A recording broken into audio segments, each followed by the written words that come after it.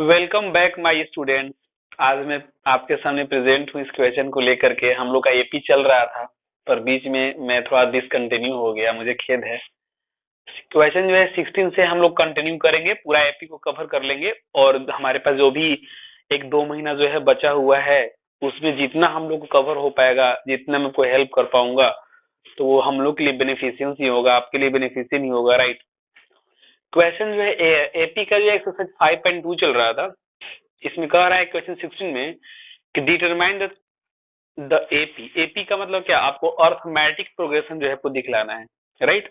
जो एक इंटरवल पे जो चलता है अर्थमेटिक प्रोग्रेशन वो बताना है। लेकिन जो आप अर्थमेटिक प्रोग्रेशन जो आप फाइनली लिखेंगे उसी अर्थमेटिक प्रोग्रेशन के बारे में कह रहा है कि हुज थर्ड टर्म इज 16, उसका थर्ड टर्म कितना है, 16 है। And seventh term exceeds the fifth term by 12, और जो सेवंथ टर्म का जो वैल्यू होगा वो 5 टर्म के वैल्यू से कितना ज्यादा है, 12 ज्यादा है। तो आपको एपी बताना है ये, ठीक है जी। तो हम यहाँ पे सॉल्यूशंस देंगे और देखेंगे कि कैसे बनेगा, राइट। तो इस वाले में सबसे पहले जो है यहाँ पे थर्ड टर्म का जो है 16 डी हुआ है। तो हमने एक फॉर्मूला बताया था कि N is equal to A plus N minus 1 into D, बताया था। अब एन का मतलब वहां पे सेवंथ टर्म का वैल्यू दिया हुआ है कितना, 16।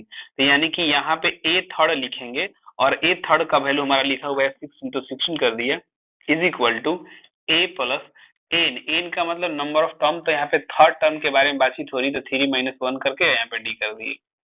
Now 16 is equal to A plus 2d, ये हमारा पहला इक्वेशन हो गया, ठीक है जी। ओके, नाउ अब हम आगे की ओर प्रोसीड करने वाले हैं कि क्या कहा जा रहा है। Seventh term exceeds the fifth term by 12। तो मेरा ये कहना है कि अगर मैं यहाँ पे सेवंथ टर्म लिख दूं, सेवंथ है ना टर्म अगर मैं लिख दूं यहाँ पे सेवंथ टर्म, और इधर मैं लिख दूं क्या, मैं फिफ्थ टर्म, फिफ्थ टर्म बोल रहे हैं कि ये जो है सेवंथ टर्म जो है फिफ्थ टर्म से क्या है, ज्यादा है, कितना, 12। इसमें -12 करेंगे और नहीं माइनस यहाँ लिख करके और लास्ट में 12 कर देंगे। और नहीं तो एक और ऑप्शन क्या है कि हमको अगर ये दोनों को इक्वल करना है तो पता है कि ये जो टर्म है ज्यादा है फिफ्थ टर्म से, कितना ज्यादा है, 12। तो यहाँ पे ही 12 ऐसे कर देंगे, right.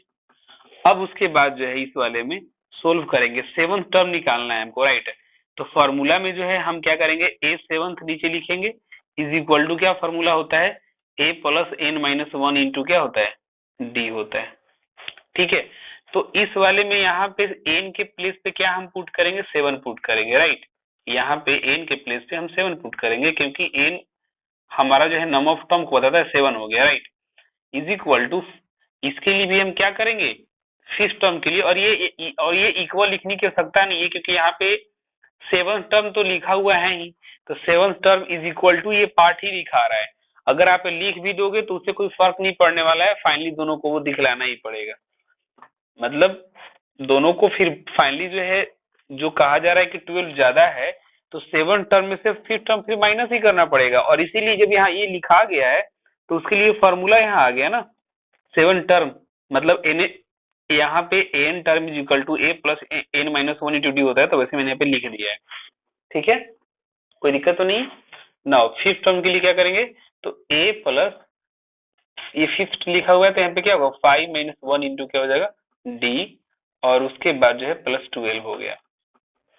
Now A plus 6d is equal to A plus 4d plus 12। अब जो है ये ए से ए कट जाएगा, इधर आएगा तो राइट, और ये 4d जो है इधर जो आएगा तो क्या होगा, सब्ट्रैक्ट होकर के 6d में से जो है 4d सब्ट्रैक्ट हो जाएगा तो क्या हो जाएगा, 2d। 2d is equal to क्या हो गया, 12। तो ये कट करके हमारा 6 आ गया, देयरफॉर हमारा जो डिफरेंस आया वो कितना आया, 6 आ गया।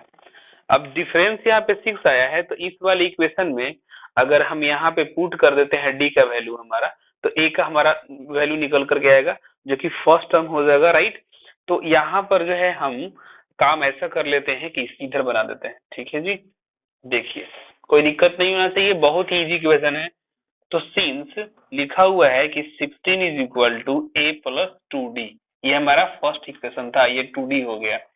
Now 16 is equal to a plus 2d में जो है d का वैल्यू कितना है, d का वैल्यू जो है 6 आया था, तो यहाँ पे 6 मल्टीप्लाई कर दिए।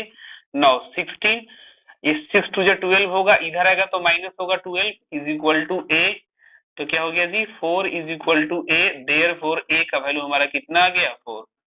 अब ये बताओ कि a का वैल्यू हमारा आया है 4 एंड d का वैल्यू दिया हुआ है 6, मतलब डिफरेंस हमारा 6 रहेगा और फर्स्ट टर्म हमारा क्या रहेगा 4 रहेगा।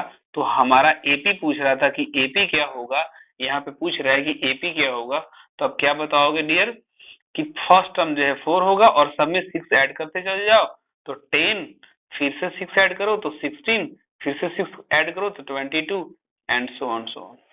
तो I think this is your answer. तो I think you don't have problem now. अगर कहीं कोई दिक्कत होगा तो पूछेंगे, ठीक है। इस क्वेश्चन में इतना ही रखते हैं। अब क्वेश्चन जो है नेक्स्ट हम लोग कंसीडर करते हैं।